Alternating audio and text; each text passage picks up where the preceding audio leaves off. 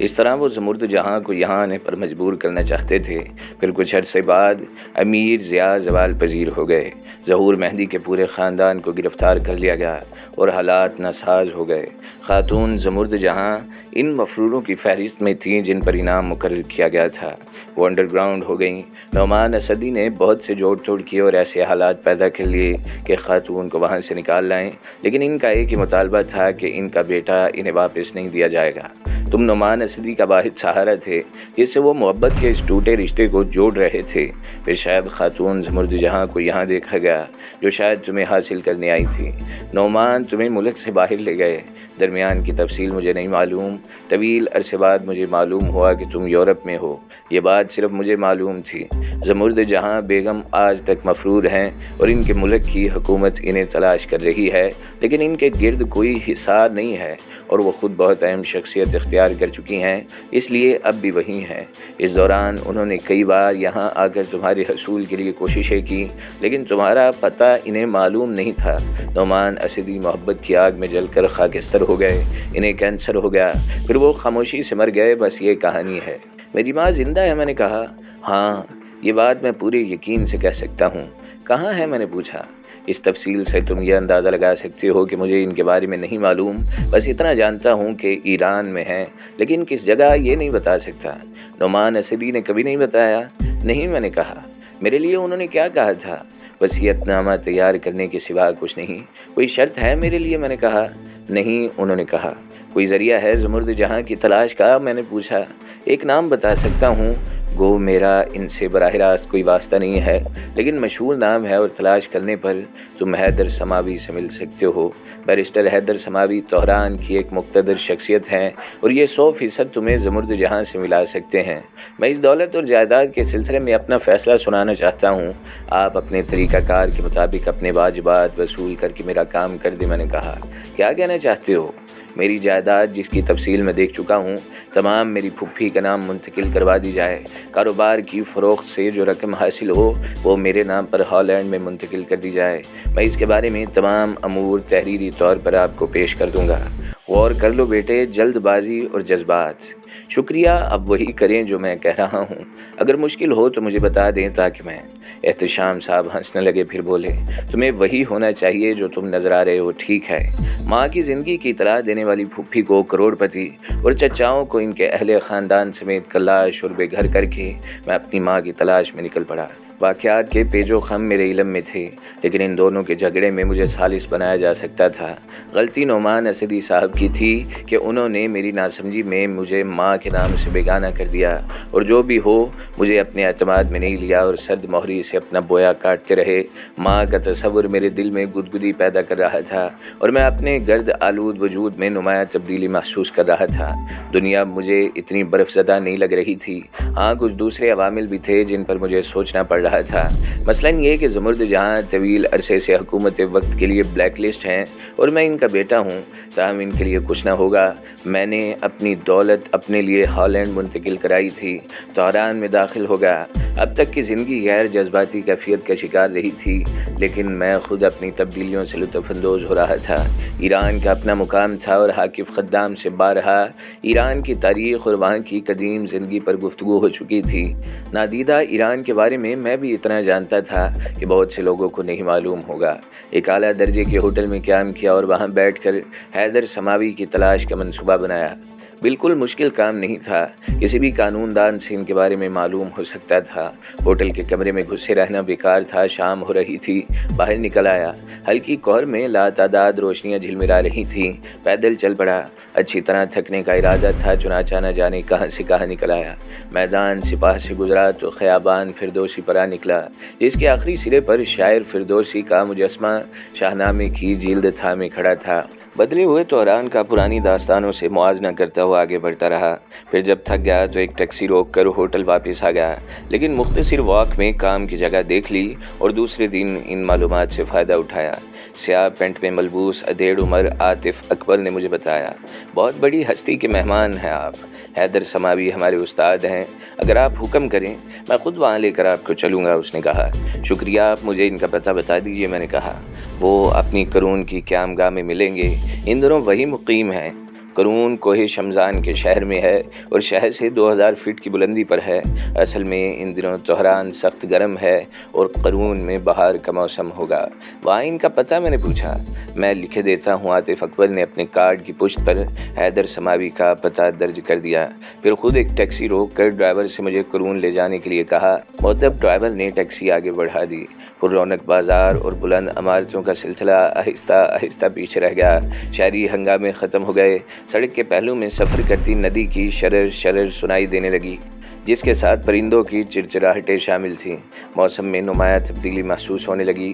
سڑک کے دونوں سمت پھولوں اور گھنے سبز چناروں کی قطاریں تحت نگاہ چلی گئی تھیں۔ اوپر سے یہ درخت سر جوڑے ہوئے تھے اور یوں محسوس رہا تھا جیسے ٹیکسی کسی سرنگ میں سفر کر رہی ہو۔ تہران بہت پیچھے رہ گیا، لیکن راستے سنسان نہیں تھے۔ رنگین کاریں جگہ جگہ کھڑی نظر آ رہی تھیں۔ سڑک اور پتھریلی چٹانوں کے درمیان سر پٹکتے پرشور دریا کے کنارے درختوں کی چھاؤں میں لوگ پتھروں پر خوشنما قالین بچھائے بیٹھے پکنک منا رہے تھے۔ ڈرائیور نے ٹیکسی مطلوبہ جگہ روک دی۔ 20 ریال ادا کر کے اس خوبصورت عمارت کی طرف بڑھ گیا جو بلندی پر نظر آ رہی تھی۔ عاطف اکبر نے مجھے لوکیشن بھی بتا دی تھی۔ بہت سی ناہموار سیڑھیاں عبور کر کے میں اس بڑے پھاٹک کے پاس آ کھڑا ہوا جو اندر سے بند نہیں ہوا تھا، لیکن آس پاس کوئی نظر نہیں آ رہا تھا۔ میں نے ارد گرد نظر ڈالی۔ گھنے درختوں پر پھدکتے پرندوں کے علاوہ کوئی نہیں نظر آ رہا تھا۔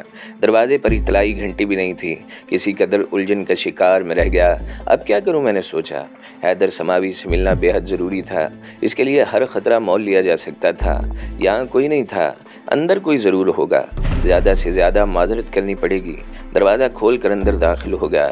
بہت خوبصورت جگہ تھی۔ دونوں طرف لوہے کے کڑے بنے ہوئے تھے جن میں رنگین پرندے پھدک رہے تھے۔ عمارت کا مرکزی دروازہ تھوڑے فاصلے پر تھا۔ کوئی ہے، میں نے رک کر آواز لگائی۔ اب یہ سکوت کچھ پراسرار لگنے لگا تھا۔ ہو سکتا تھا وہ تنہائی پسند ہو اور انہوں نے یہاں کسی ملازم کو رکھنا پسند نہ کیا ہو۔ یہاں کوئی ہے؟ اس بار میں نے دروازے کے بالکل قریب جا کر کہا، پھر زور سے تھپتھپایا۔ دروازہ اندر کو دبا اور میں نے دھکا دے کر اسے کھول دیا۔ پھر کسی قدر جھلاہٹ کے عالم میں قدم اندر رکھا اور صدر دروازے سے اندر داخل ہو گیا۔ سامنے سنگ مرمر کا ایک مجسمہ نظر آ رہا تھا۔ ایک نگاہ میں وہ مجھے مجسمہ ہی محسوس ہوا۔ کوئی زندہ وجود اس قدر حسین نہیں ہو سکتا۔ باریک سلکی لباس میں ملبوس پتھریلے نقوش اور اس قدر دلکش کہ آنکھوں کو یقین نہ آئے۔ لیکن پھر میں نے اس میں جنبش دیکھی اور میرے حلق سے ایک آواز نکل گئی، لیکن میرے حلق سے نکلنے والی دوسری آواز نارمل نہیں تھی۔ گردن کی پشت پر شدید ضرب پڑی تھی۔ کسی شے کو اس مہارت سے گردن کے نازک حصے پر مارا گیا تھا کہ آنکھوں میں ستارے گھوم گئے۔ پھر بھی گھومنے کی کوشش کی۔ دوسری ضرب بھی عین اسی جگہ پڑی اور تمام ستارے ڈوب رہے تھے۔ اپنی تمام تر جسمانی قوتوں کے باوجود میں حواس قائم نہیں رکھ سکا۔ پھر ہوش آئی تو خود کو ایک صاف ستھرے کمرے میں پایا۔ کسی اسپتال کا جنرل وارڈ معلوم ہوتا تھا۔ لوہے کے فریم والے چند بستر پڑے ہوئے تھے جن میں 2 بستروں پر 2 بزرگ شخصیتیں بیٹھی ہوئی تھیں۔ وہ دونوں بستر پر پاؤں لٹکائے بیزار بیٹھے تھے۔ مجھے ہوش میں محسوس کر کے مجھ پر نگاہ ڈالی اور پھر رخ بدل لیا۔ میں اٹھ کر بیٹھ گیا، لیکن وہ دوبارہ میری طرف نہیں ہوئے۔ میں خود اپنی جگہ سے اٹھا اور ان کے سامنے آ گیا۔ انہوں نے پھر مجھے دیکھا، منہ سے کچھ نہ بولے۔ کیا یہ اسپتال ہے؟ میں نے پوچھا۔ نہیں، ان میں سے ایک نے کہا۔ پھر کون سی جگہ ہے؟ جہنم، دوسرے نے بیزاری سے کہا اور میرے ہونٹوں پر مسکراہٹ آ گئی۔ آپ لوگوں نے بہت سے گناہ کیے ہوں گے، میں نے مسکراتے ہوئے کہا۔ ہوش میں آئے ہو؟ ابھی چہکو گے؟ پیشی کے بعد واپس آؤ تو ہمیں اپنے گناہوں کے بارے میں بتانا، پھر ہم بھی تمہیں اپنے گناہ بتا دیں گے۔ پیشی؟ میں نے سوالیہ نظروں سے انہیں دیکھ کر کہا۔ دیکھو نا، ہم تم سے گفتگو کرنا چاہتے ہیں، نہ تمہارے لیے ذریعہ معلومات بنیں گے۔ برائے کرم ہمیں پریشان نہ کرو، ان میں سے ایک نے کہا۔ کیا تمہیں اس لعنتی شخص کے بارے میں معلوم ہے؟ دوسرے نے اچانک سوال کیا، لیکن میں اس سے کچھ پوچھ بھی نہیں سکا کہ دروازہ کھلا اور ایک آدمی اندر داخل ہوا اور اس کے ساتھ ایک اور تھا۔ وہ پستول تانے ہوئے تھے اور چہروں سے بے حد کرخت لگ رہے تھے۔ وہ سیدھے میری طرف آئے اور انہوں نے پستول سیدھا کر کے مجھے اشارہ کیا۔ ان کا اشارہ دروازے کی سمت تھا۔ وہ منہ سے کچھ نہیں بولے۔ میں خاموشی سے دروازے کی طرف بڑھ گیا۔ ایک روشن رہدری سے گزر کر مجھے ایک تنگ کمرے میں لایا گیا جہاں درمیان میں ایک کرسی پڑی ہوئی تھی اور کچھ نہیں تھا۔ مجھے کرسی پر بیٹھنے کا اشارہ کیا گیا۔ میں بے چوں چراں اس پر بیٹھ گیا۔ دونوں پستول بردار میرے دونوں طرف کھڑے ہو گئے۔ چند لمحوں میں ایک دراز قد شخص اسی دروازے سے اندر داخل ہوا اور میرے سامنے آ کھڑا ہوا۔ وہ کڑی نگاہوں سے مجھے گھور رہا تھا۔ پھر اس نے کہا، ہمیں تم سے کچھ معلومات درکار ہیں۔ شرط عائد کی جاتی ہے کہ صرف سچ سنا جائے گا، جھوٹ کی سزا بدترین ہوگی۔ کیا تم جواب دینے کے لیے تیار ہو؟ نہیں، میں نے سکون سے کہا اور وہ چونک پڑے۔ کچھ دیر وہ بول نہ سکا۔ غالباً اس طرح کے جواب کی اسے توقع نہ تھی اور اس کے بعد کے الفاظ اس کے پاس نہیں تھے۔ تمہارا انکار دیوانگی ہے، تمہیں اس انکار کے بعد کے عوامل کا اندازہ نہیں ہے، اس نے خود کو سنبھال کر کہا۔ شاید ایسا ہی ہے، میں نے کہا۔ ٹھیک ہے، تمہارے ساتھ جو کچھ ہوگا اس کے ذمہ دار تم خود ہوگے۔ اسے آپریشن روم میں لے آؤ، کوئی گڑبڑ کرے تو گولی مار کر زخمی کر دو۔ میں نے آپریشن روم تک آنے میں کوئی گڑبڑ نہ کی، البتہ جب انہوں نے مجھے ایک کرسی پر بٹھا کر باندھا تو گڑبڑ کر گیا۔ ہالینڈ میں میرے پاس کرنے کو کچھ نہیں تھا، فطرت کچھ ایسی تھی کہ میرے زیادہ دوست نہیں بن سکے۔ عاقف خدام کے علاوہ کسی سے رابطہ نہیں تھا اور ہم دونوں اپنے آپ ہی پر تجربات کرتے رہتے تھے۔ قدیم زبانوں کی تحقیق کے ساتھ قدیم علوم بھی ہمارے زیر نگاہ رہتے تھے اور ہم ان کی حقیقت کا تجزیہ کرتے رہتے۔ چنانچہ کئی ایسی چیزوں کی مشق کی تھی جن کا جدید علوم میں کوئی نشان نہیں تھا، مثلاً حواس خمسہ پر فوقیت۔ دماغ کے 20,000 خلیوں میں سے صرف چند خلیے زیر عمل ہوتے ہیں، باقی خفیہ طور پر باڈی کنٹرول کرتے ہیں اور سب کی تحریک الگ الگ ہوتی ہے۔ ہم نے کچھ اور خلیوں سے شناسائی حاصل کی اور ان سے رابطہ کر لیا۔ حواس خمسہ پر تو ہمارا پورا کنٹرول تھا۔ چھونے کی حس کو سلا دیا جائے تو بدن پتھر کا ٹکڑا ہو جاتا ہے اور ہر اذیت اس پر بے اثر ہوتی ہے۔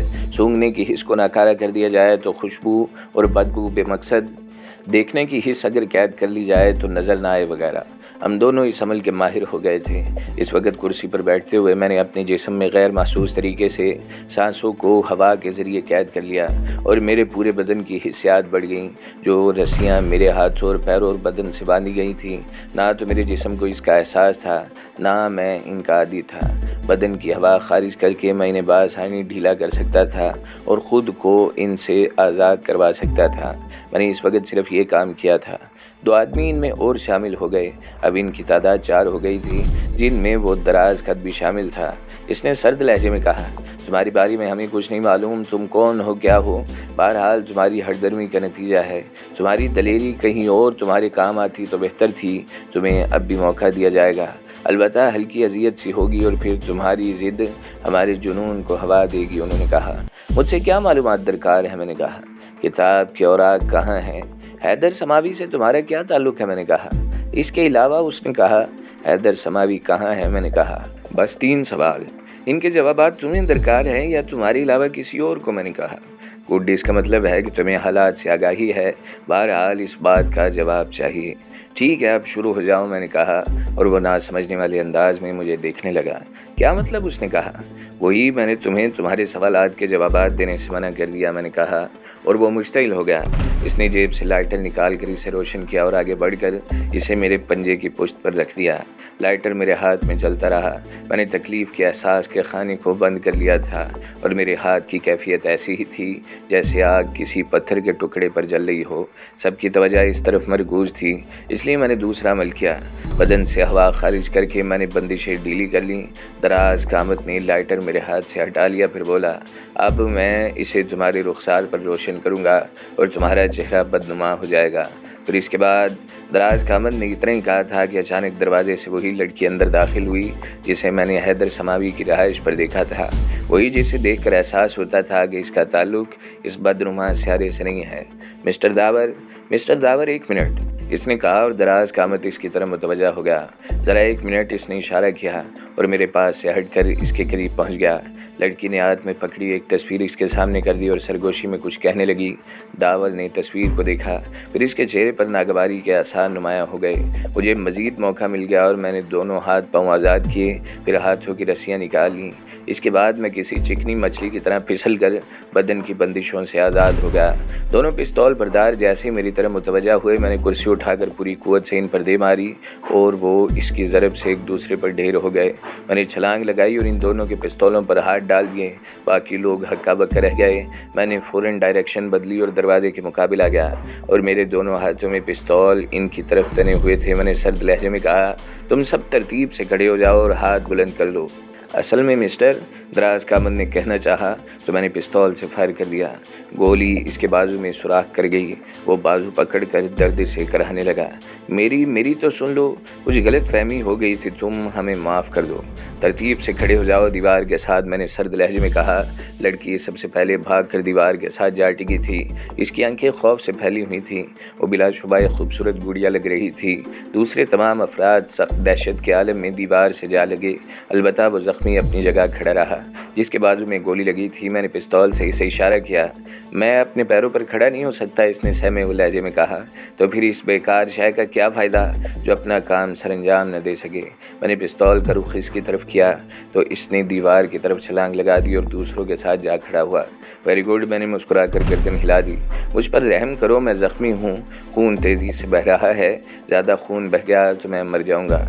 زخمی گڑ گڑا کر بولا اور میں نے اپنے ہاتھ کی پشت اس کے سامنے کر دی۔ یہ کیا ہے؟